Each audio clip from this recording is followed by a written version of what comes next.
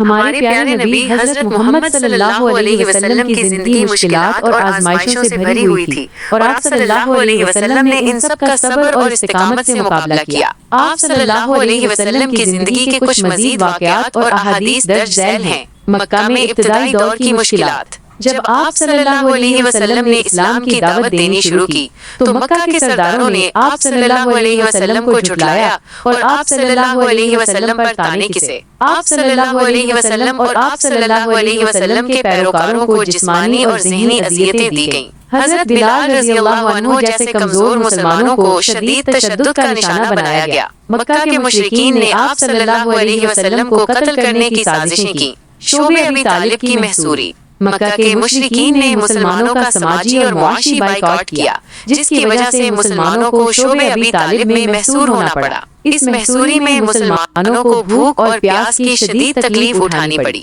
یہ محصوری 3 سال تک جاری رہی، جس میں آپ صلی اللہ علیہ وسلم اور آپ صلی اللہ علیہ وسلم کے پیروکاروں نے صبر اور استقامت کا مظاہرہ کیا۔ طائف کا تکلیف دہ سفر۔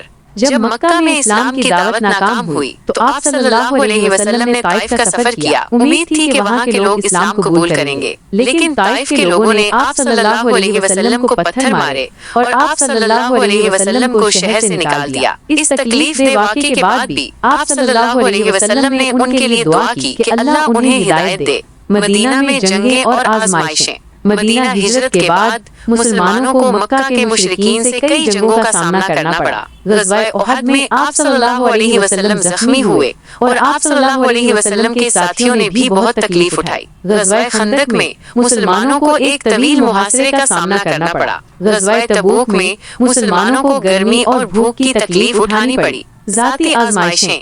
آپ صلی اللہ علیہ وسلم کو اپنے پیاروں کی وفات کا صدمہ بھی برداشت کرنا پڑا۔ آپ صلی اللہ علیہ وسلم کے بیٹے ابراہیم رضی اللہ عنہ کا بچپن میں انتقال ہو گیا۔ آپ صلی اللہ علیہ وسلم کی زوجہ حضرت خدیجہ رضی اللہ عنہا اور آپ صلی اللہ علیہ وسلم کے چچا ابو طالب کا انتقال آپ صلی اللہ علیہ وسلم کے لیے بہت بڑا صدمہ تھا۔ احادیث جو مشکلات کو بیان کرتی ہیں۔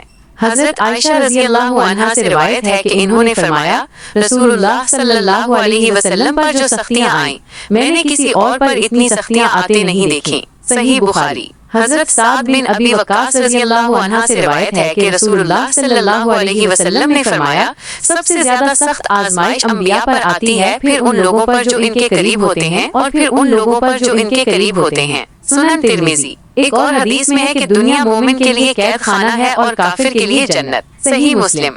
یہ احادیث اور واقعات ہمیں بتاتے ہیں کہ آپ صلی اللہ علیہ وسلم نے کس طرح صبر اور استقامت سے ان تمام مشکلات کا مقابلہ کیا۔ آپ صلی اللہ علیہ وسلم کی زندگی ہمارے لیے ایک بہترین نمونہ ہے۔